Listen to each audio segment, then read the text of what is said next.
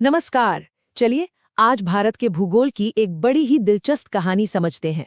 ये कहानी है कि कैसे हमारे देश में एक तरफ आसमान छूते पहाड़ हैं तो दूसरी तरफ मीलों तक फैले मैदान और हजारों साल पुराने पठार।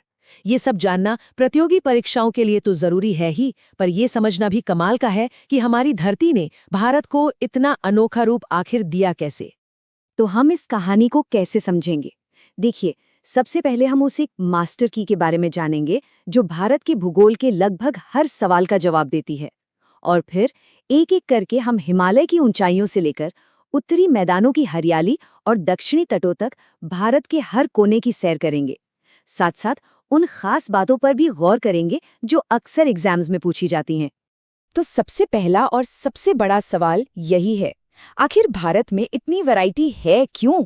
मतलब एक ही देश में दुनिया के सबसे ऊंचे पहाड़ भी हैं, सबसे ज्यादा उपजाऊ मैदान भी और सबसे पुराने पठार भी।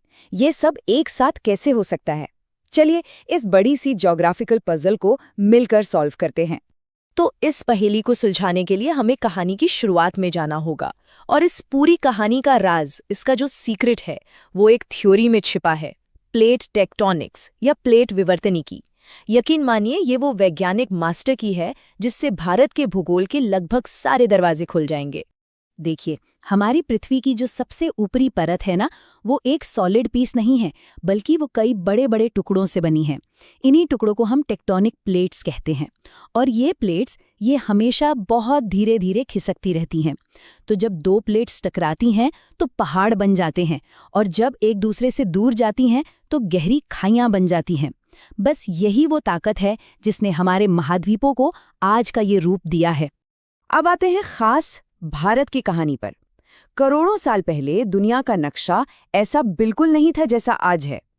तब Bharat, Australia, Africa, south America और अंटार्कटिका, ये सब एक साथ जुड़े हुए थे। एक ही बहुत बड़े महाद्वीप का हिस्सा थे जिसका नाम था गोंडवाना भूमि। सोचकर देखिए, ये सारे देश एक बड़ी सी पहेली के टुकड़ों की तरह आपस में फिट थे। फिर क्या हुआ? धरती के अंदर की गर्मी की वजह से ये प्लेट्स हिलने लगीं और गोंडवाना भूमि के टुकड़े हो गए। इन्हीं में से हमारा एक टुकड़ा यानी भारतीय ऑस्ट्रेलियाई प्लेट उत्तर की तरफ एक बहुत लंबी यात्रा पर निकल पड़ा। और फिर हुआ इतिहास का सबसे बड़ा टकराव, जब ये प्लेट अपने से कई गुना बड़ी यूरेशियाई प्लेट से जोर से जा टकराई। और जानते हैं उस जबरदस्त टकराव का नतीजा क्या निकला? दुनिया की सबसे जवान और सबसे ऊंची पर्वत श्रृंखला का जन्म हुआ, हमारा हिमालय। तो चलिए भारत के इस महान प्रहरी को थोड़ा और करीब से जानते हैं। जरा इन नंबर्स को देखिए, ये सिर्फ आंकड़े नहीं हैं, ये अपने आप में एक कहानी है। 8000 मीटर से भी ऊंची चोटियां। हिमालय सिर्फ पत्थर और बर्फ का ढेर नहीं है, ये भारत के लिए एक नेचुरल दीवार की तरह काम करता है, जो हमारे मौसम से लेकर हमारी सुरक्षा तक हर चीज पर असर डालता है। और सबसे मजेदार बात पता है क्या है? जियोलॉजी के हिसाब से हिमालय अभी भी बच्चे हैं। जी हाँ, ये आज भी हर साल कुछ मिलीमीटर ऊंचे हो रहे हैं। इन्हें वलित पर्वत या फोल्ड माउंटेन्स कहते हैं। क्यों? क्योंकि ये दो प्लेट्स के दबाव से ऐसे मुड़ गए हैं जैसे हम किसी कागज को दोनों सिरों से दबाएं तो वो बीच में से ऊपर उठ जाता है, बिल्कुल वैसे ही। अच्छा, एक शब्द है जो कॉम्पिटिटिव एग्जाम्स में अक्सर नजर आता है, दून। तो जब हम हिमालय की निचली और बीच वाली पहाड़ियों के बीच जाते हैं ना, तो वहां लंबी और चौड़ी सपाट घाटियां मिलती हैं। इन्हीं लंबी घाटियों को दून कहा जाता है। जैसे देहरादून, नाम से ही पता चल रहा है, ये इसका सबसे फेमस उदाहरण है। चलिए अब पहाड़ों से नीचे उतरते हैं और भारत के दिल में चलते हैं। वो इलाका जिसे भारत का अन्न का कटोरा भी कहा जाता है, हमारे विशाल उत्तरी मैदान। और इन मैदानों का बनना सीधे सीधे हिमालय से जुड़ा हुआ है। ये जो इतना बड़ा और उपजाऊ मैदान है ना, ये असल में 3 बड़ी नदी प्रणालियों का तोहफा है, सिंधु, गंगा और ब्रह्मपुत्र। लाखों सालों से ये नदियां पहाड़ों से बारीक और उपजाऊ मिट्टी, जिसे हम जलोढ़ या एलुवियम कहते हैं, बहा कर ला रही हैं और यहाँ बिछा रही हैं। बस इसी वजह से ये इलाका दुनिया के सबसे ज्यादा आबादी वाले और खेती के लिए सबसे अहम इलाकों में से एक बन गया। अब एक बहुत जरूरी चीज समझते हैं जो एग्जाम्स में बार बार आती है, बांगर और खादर में क्या फर्क है। इसे सिंपल तरीके से याद रखते हैं। बांगर मतलब पुरानी जलोढ़ मिट्टी, ये नदी से दूर ऊंचे इलाकों में मिलती है और कम उपजाऊ होती है। और खादर मतलब नई ताज़ा मिट्टी। ये नदी के पास वाले इलाकों में मिलती है जहां हर साल बाढ़ का पानी नई मिट्टी बिछा जाता है। मतलब खेती के लिए खादर तो सोना है। एक और जरूरी शब्द है दोआब। इसका मतलब बहुत ही आसान है। दो यानी टू और आब का मतलब होता है पानी। तो दो नदियों के बीच की जमीन को दोआब कहते हैं। पंजाब का नाम भी तो ऐसे ही पड़ा है, पंज आब यानी 5 नदियों की भूमि। और ये दोआब वाले इलाके बहुत उपजाऊ होते हैं। तो अब तक हमने भारत के जवान हिस्सों यानी हिमालय और मैदानों की बात की। अब वक्त है भारत के सबसे पुराने और सबसे स्थिर हिस्से की तरफ चलने का, प्रायद्वीपीय पठार। याद है गोंडवाना भूमि? बस ये पठार उसी पुराने महाद्वीप का दिल है जो आज भी वैसा का वैसा ही है। यहाँ हमें 2 बिल्कुल अलग तस्वीरें दिखती हैं, है ना? एक तरफ तो है सख्त पुरानी चट्टानों से बना पठार जो खनिजों का खजाना है, और दूसरी तरफ है थार का विशाल रेगिस्तान जहां दूर दूर तक रेत ही रेत है। पर कमाल की बात यह है कि ये दोनों ही उस पुराने गोंडवाना लैंड का हिस्सा है। बस लाखों सालों के मौसम और जलवायु ने इन्हें बिल्कुल अलग शक्ल दे दी है। इस पठार के बारे में 3 खास बातें हैं जो हमें पता होनी चाहिए। पहली, इसे मोटे तौर पर 2 हिस्सों में बांटा जाता है, सेंट्रल हाईलैंड्स और डेक्कन प्लेटो। दूसरी, इसके दोनों किनारों पर पहाड़ों की लंबी कतारें हैं जिन्हें हम वेस्टर्न घाट और ईस्टर्न घाट कहते हैं। और तीसरी, यहाँ की एक बहुत खास पहचान है डेक्कन ट्रैप। ये ज्वालामुखी के लावे से बना इलाका है जहाँ काली मिट्टी मिलती है जो कपास की खेती के लिए बेस्ट मानी जाती है। चलिए अब भारत के किनारों की तरफ चलते हैं, वहां जहां जमीन और समंदर मिलते हैं। बात करते हैं भारत के कोस्टल प्लेन्स यानी तटीय मैदानों की और इसके बेहद खूबसूरत आइलैंड्स की। भारत के दोनों समुद्री तटों में जमीन आसमान का फर्क है। जो पश्चिमी तट है वो वेस्टर्न घाट और अरब सागर के बीच दबी हुई एक पतली सी पट्टी जैसा है। वहीं जो पूर्वी तट है वो काफी चौड़ा और खुला खुला है। यहीं पर महानदी, गोदावरी जैसी बड़ी नदियां समुद्र में मिलने से पहले बड़े बड़े डेल्टा बनाती हैं। अब बात करते हैं भारत के 2 ज्वेल ग्रुप्स की।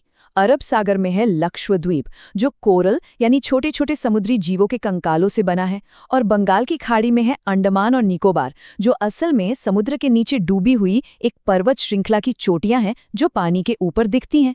दोनों की कहानी कितनी अलग है ना?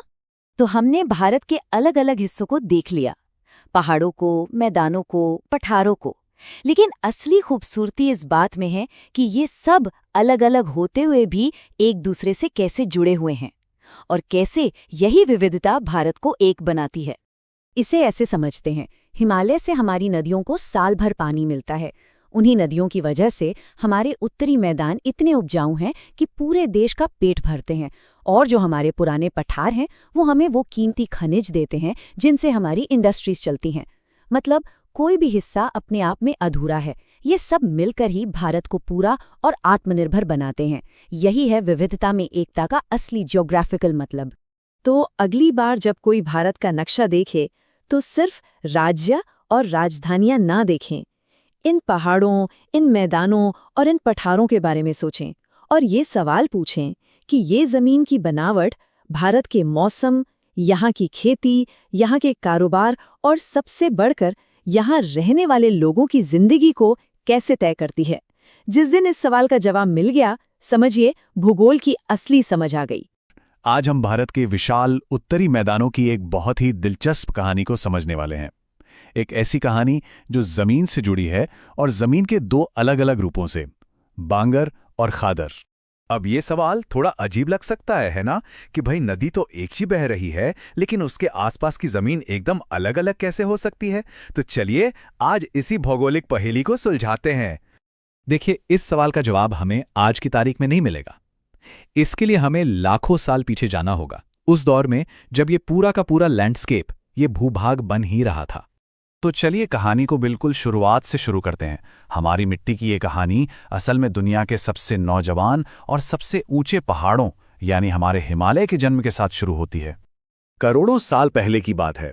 भारत एक बहुत बड़े महाद्वीप गोंडवाना का हिस्सा हुआ करता था। फिर धरती के अंदर की ताकतों ने इस महाद्वीप को तोड़ना शुरू किया। भारत ऑस्ट्रेलिया वाली प्लेट टूटकर उत्तर की तरफ बढ़ने लगी और सीधा जाकर यूरेशियन प्लेट से टकरा गई। अब सोचिए, जब दो प्लेटों के बीच इतनी जबरदस्त टक्कर होगी तो क्या होगा। उनके बीच में जो टेथीज नाम का सागर था, उसकी नरम चट्टानें दबकर ऊपर उठने लगीं और इसी से जन्म हुआ हमारी शानदार हिमालय पर्वत श्रृंखला का। अब यहाँ से कहानी और भी मजेदार हो जाती है, क्योंकि इन नए नए बने पहाड़ों ने उन ताकतवर नदियों को जन्म दिया जिन्होंने आगे चलकर भारत का सबसे उपजाऊ इलाका बनाया। इन पहाड़ों से निकली 3 बड़ी नदियां, सिंधु, गंगा और ब्रह्मपुत्र।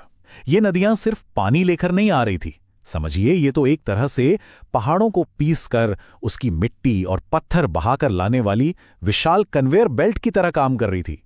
और ऐसा 1-2 साल नहीं, बल्कि लाखों सालों तक चलता रहा। ये नदियां पहाड़ों के ठीक नीचे अपने साथ लाई हुई जलोढ़ मिट्टी को जमा करती रहीं, और इसी से बना हमारा विशाल उत्तरी मैदान, जो करीब 7 लाख वर्ग किलोमीटर में फैला हुआ है। तो सबसे जरूरी बात यह है कि ये जो पूरा नया मैदान बना, वो हर जगह एक जैसा नहीं है। तो चलिए अब जरा और करीब से देखते हैं और यहाँ पाए जाने वाली 2 खास तरह की मिट्टियों को समझते हैं। तो सबसे पहले बात करते हैं बांगर की। आसान भाषा में कहें तो ये है पुरानी जलोढ़ मिट्टी। ये नदी से थोड़ा दूर ऊंचाई वाले इलाकों में मिलती है। समझ लीजिए ये मैदान का वो पुराना हिस्सा है जो अब ज्यादा बदलता नहीं है। और फिर आता है खादर। ये है बिल्कुल नई ताज़ा जलोढ़ मिट्टी। ये नदी के ठीक पास निचले इलाकों में पाई जाती है। ये मैदान का वो हिस्सा है जो हमेशा जवान रहता है, हमेशा बदलता रहता है। अब ये टेबल देखिए, इससे सारी बात एकदम साफ हो जाएगी। एक तरफ है बांगर, पुरानी, नदी से दूर, कम उपजाऊ और इसमें कंकड़ भी मिलते हैं। और दूसरी तरफ है खादर, बिल्कुल इसका उल्टा, नई, नदी के पास, बहुत ज्यादा उपजाऊ और महीन मिट्टी से बनी हुई।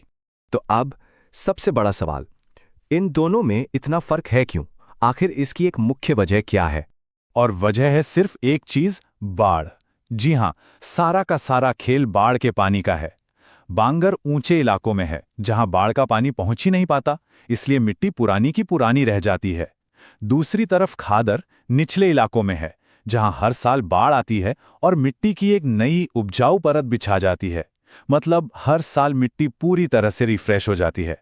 तो चलिए अब इस पूरी कहानी का आखिरी और सबसे जरूरी हिस्सा देखते हैं कि भाई मिट्टी के इस फर्क से हमें क्या लेना देना, इसका हम पर क्या असर होता है। असर तो बहुत ही बड़ा है। ये जो खादर की जबरदस्त उपजाऊ मिट्टी है ना, यही वजह है कि ये इलाका खेती का पावर हाउस है, और जहां खेती है, पानी है, वहीं तो सभ्यता बसती है। इसीलिए ये भारत का सबसे घनी आबादी वाला क्षेत्र भी है। सच कहें तो देश की खाद्य सुरक्षा इसी जमीन पर टिकी हुई है। तो हमने देखा कि कैसे लाखों सालों के सफर ने इन मैदानों को बनाया, लेकिन कहानी यहां खत्म नहीं होती। अब एक नया सवाल खड़ा हो रहा है। जिस तरीके से क्लाइमेट चेंज हो रहा है, बाढ़ का पैटर्न बदल रहा है, उससे भविष्य में बांगर और खादर का ये नाजुक सा संतुलन कैसे बदल सकता है? ये एक सोचने वाली बात है ना।